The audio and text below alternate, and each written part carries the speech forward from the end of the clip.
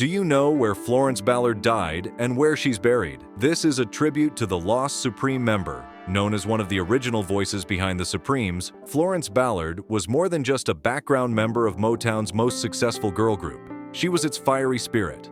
Often called Flo by her friends, Ballard's powerful contralto voice laid the foundation for the group's harmonies and helped turn the Supremes into international stars.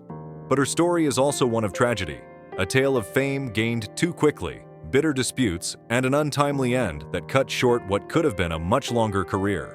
Before we uncover where her life ended and where she rests today, don't forget to like and comment below. Which Supreme song reminds you most of Florence's contribution to Motown's golden era? Our journey starts from where Florence Ballard died.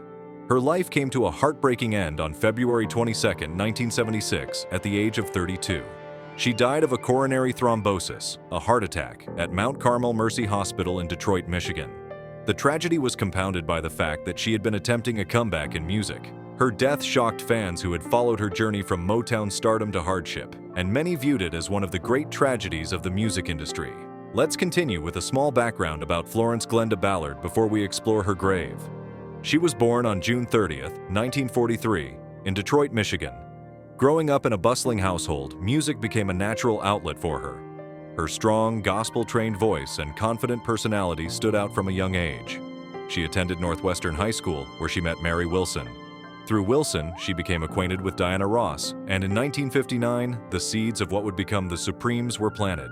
Originally called the Primettes, the teenage group began singing at local talent shows and eventually caught the attention of Berry Gordy, the founder of Motown Records. By 1961, the Primettes were signed to Motown, renamed the Supremes, and Florence Ballard became one of the founding members of what would become the label's most successful act.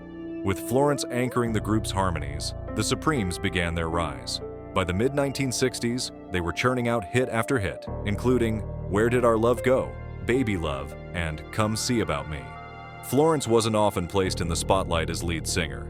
That role famously went to Diana Ross, but her deep contralto voice gave the Supremes their unique blend and richness. On stage, her lively energy and charm balanced the group's presentation, but behind the scenes, tensions were brewing.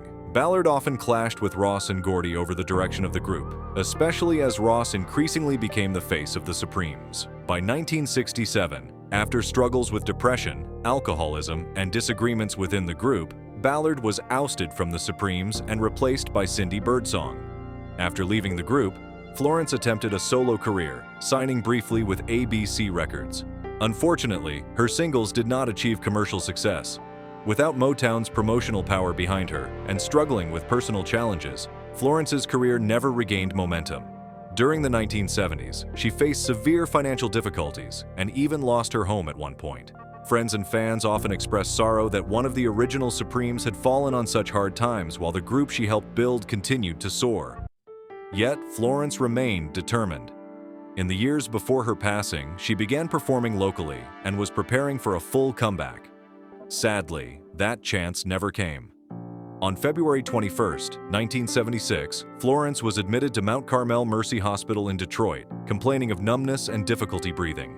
The next day, she suffered a massive heart attack and passed away at just 32 years old. Her death left fans reeling, not just for the loss of her talent, but for the sense that her story had ended far too soon. Florence Ballard's funeral was held in Detroit, where family, friends, and fans came together to honor her life and mourn her tragic passing. Among those in attendance were her fellow Supremes, including Diana Ross and Mary Wilson, despite their strained history. Ballard was laid to rest at Detroit Memorial Park Cemetery in Livonia, Michigan. Her grave remains a site of pilgrimage for Motown fans who wish to pay their respects to the lost Supreme. The marker is simple, reflecting both her modest life after fame and the bittersweet legacy she left behind. If Florence's story moved you, or if her voice ever touched your soul through the Supremes' unforgettable harmonies, please like this post and comment below with your favorite Supremes memory. Let's keep Florence's legacy alive together.